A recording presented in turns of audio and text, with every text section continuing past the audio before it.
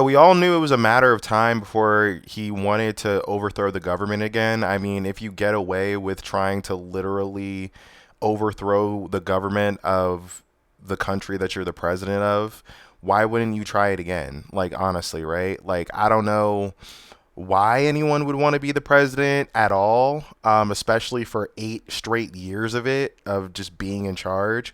But the people that get in power apparently like it a lot, and they always try to stay for longer. Like, people don't really leave after their first term, even. And of course, Trump wants to stay in longer. Also, Donald Trump is very much at risk of going to jail if he ever leaves power again, just because he's openly committing crimes and is the most corrupt president in American history, right?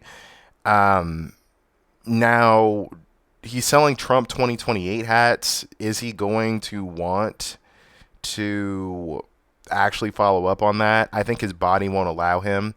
He's noticeably slower. He's noticeably older. He's noticeably saggier. This bruise on his hand is just not going away. We don't even know what the fuck he's being like, even injected with and shit. Here we are with it. And he wants to nationalize 15 states' elections, apparently. And he told that to Dan Bongino, who was the former second command of the FBI. So, welcome to Idiocracy. President Trump says he has big plans to change the way America votes, but are they constitutional? He says he wants to nationalize the vote. That's not constitutional. I mean, there's a lot to be said about the collaborationist nature of this whole situation and shit, but come on now. Come on now. Like, she should be stopping in her tracks right there, being like, that's bullshit. Take control away from the states. Many, 15 places, the Republicans ought to nationalize the voting. But the problem is, here's what the Constitution actually says. Check this out. Article 1, Section 4. The times, places, and manner of holding elections for senators and representatives shall be prescribed in each state by the legislature thereof. I mean, yeah, it's the 10th Amendment. Like, yo, before, you didn't really need to know your amendment rights, just because you were allowed to be an idiot and everyone around you and the systems in place would kind of enforce them to you, like freedom of speech and shit. But now it's like people are actively giving their rights away without even realizing it. It's like your state is in charge of how shit is running your life.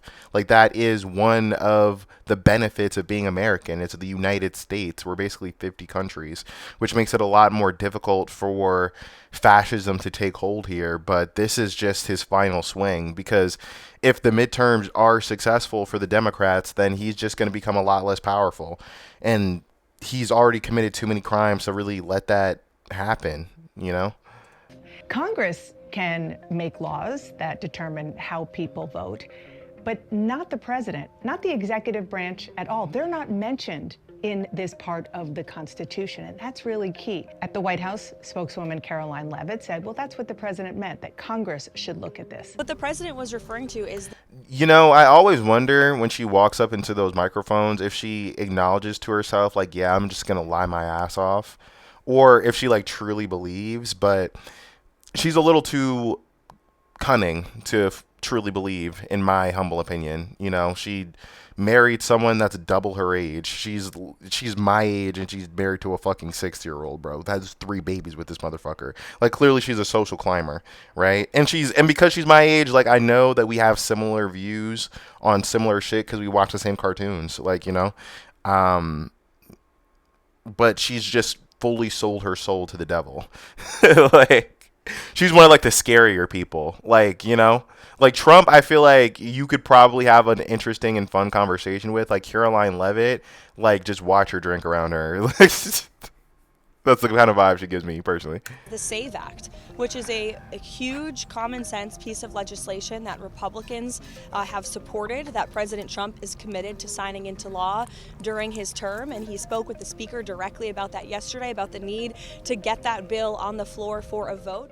But this is one of those examples of not just listening to what the president is saying, but watching what the Trump administration is actually trying to do here. For months, the Trump Department of Justice has been trying to get voter information from states. and 24 states. That is an explicit attempt to violate their 10th Amendment right. Like straight up and down. Like, no, do not pass go, do not collect $200. The next question is like, what do we do now? Because like they know what the rules are, they just don't give a fuck. States said, no, we're not going to give you voter information. We're talking about social security numbers, driver's licenses, and now the DOJ is suing to get that. So you have to ask, why do they want it?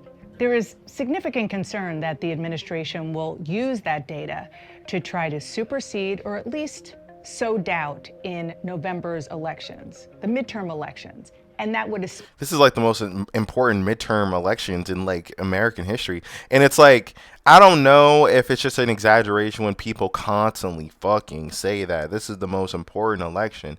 But like, I mean, Donald Trump is just a very destabilizing factor. Like, if his brand of fascism becomes more successful, it will be a low watermark for American history. You know, anything that he has successfully gotten has fucked up your life, like in a way that's either highly perceptible to you or imperceptible to you. Like COVID, he was president during that shit, guys. Like that shit was awful. Like, he's just terrible.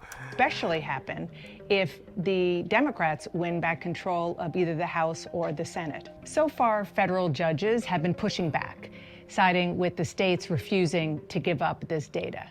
But you remember what happened in 2020 when federal judges ruled against the president? It didn't stop him. Make no mistake, this election was stolen from you, from me, and from...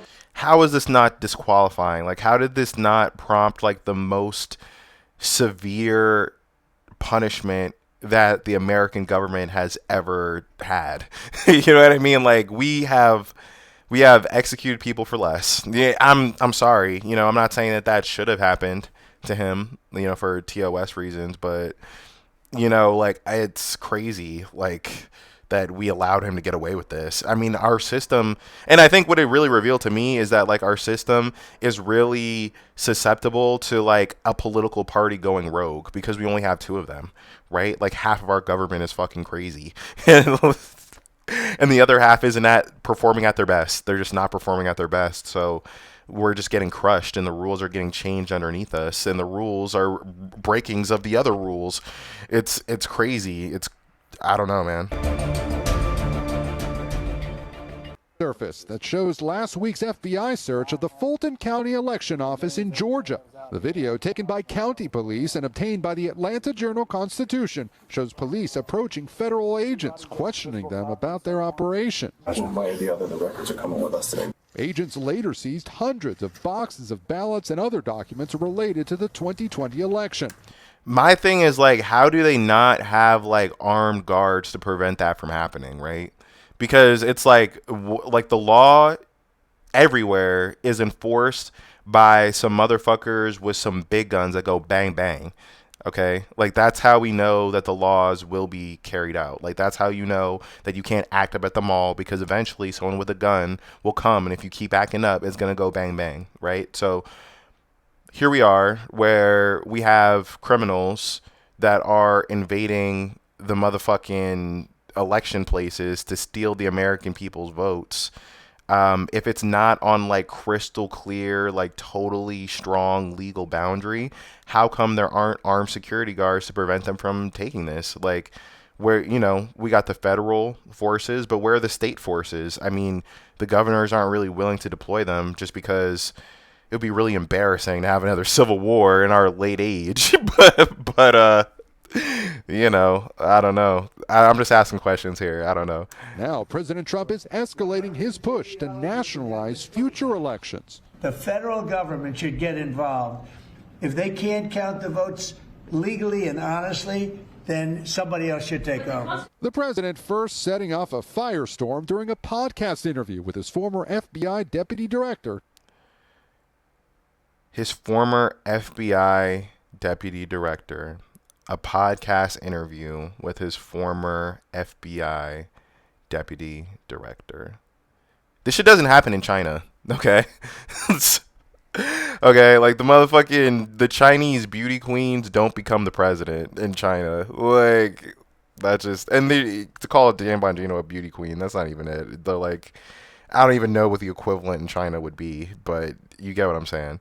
Dan Bongino. The Republicans should say, we want to take over. We should take over the voting in at least 15 places. The Republicans ought to nationalize the voting. But Article 1 of the Constitution grants states the power to run elections. It grants states the powers. Like, no, like I don't know. Like, I feel like this is just such a passive language. It's like he can't do that. Like, he can't do that. He can't do that. You know, I don't know. This has just become like a liberal tier segment, but it's like, bro. Like, what do you mean? It's like the conversation should be like, how do we remove him from power? Or like I don't know. Even top Republicans are pushing back on the president's idea. It's always been the responsibility of the states to administer elections. The White House. It's always been the responsibility of states. It's like, it's almost like it's your responsibility to do your chores. It's like, no, it's like he can't do that. It's like, no. Your parents can't say, oh, I'm not feeding you. And then your uncle says, well, it is his responsibility to feed you. It's like, no, it's like your kid has a right to food. It's like the states have a right to run their own elections. It's like, it's not up for debate. If he's infringing on that right, then he needs to be removed from the ability to be caretakers for the American people. You know? I don't know.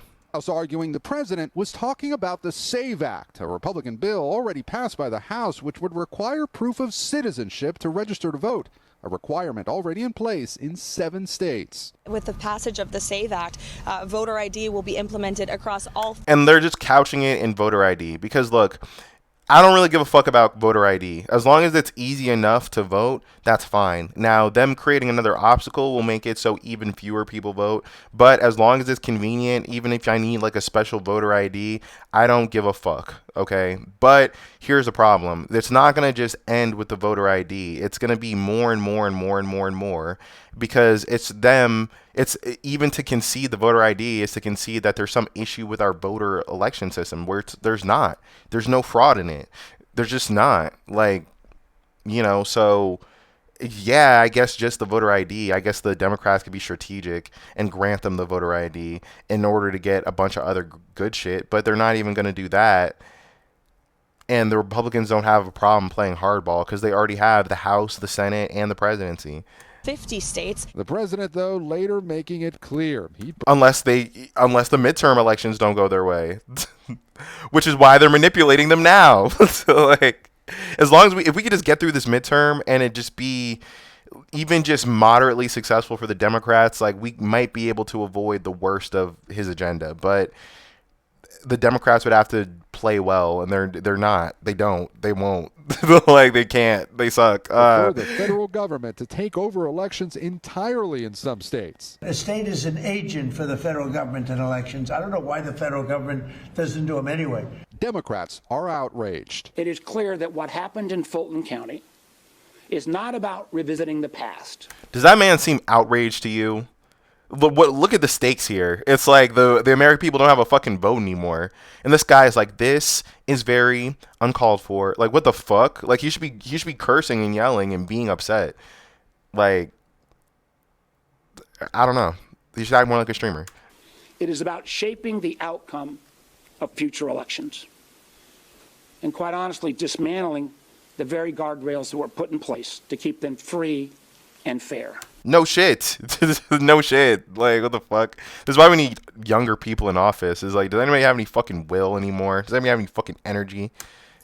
Meanwhile, in a letter to top Democrats, Director of National Intelligence Tulsi Gabbard defending her presence during that FBI raid in Georgia last week. 2 sources tell NBC News that she facilitated a brief call in which the president spoke directly to FBI agents involved in the search. Gabbard says the president did not ask them any. The calm tone of this piece really pisses me off for some reason. Like, it just really pisses me off. It almost feels like it's designed to get you acclimated to the idea. It's like, this is not a both sides issue. Like, it's like the way that it's presented is just like, this is not a drill. This is not a drill. They're going to play this in like universities like 50 years from now to just show how complicit the media was. questions or issue any directives. Chanel. All right, Gabe, thank you. A programming note, Tom Yamas will be sitting down with President Trump for an NBC News exclusive interview. You can see their conversation tonight on NBC Nightly News, with more streaming on Top Story at 7 Eastern on NBC News Now. I mean, Tom Yamas isn't terrible, but I don't know. We're fucked. We're fucked.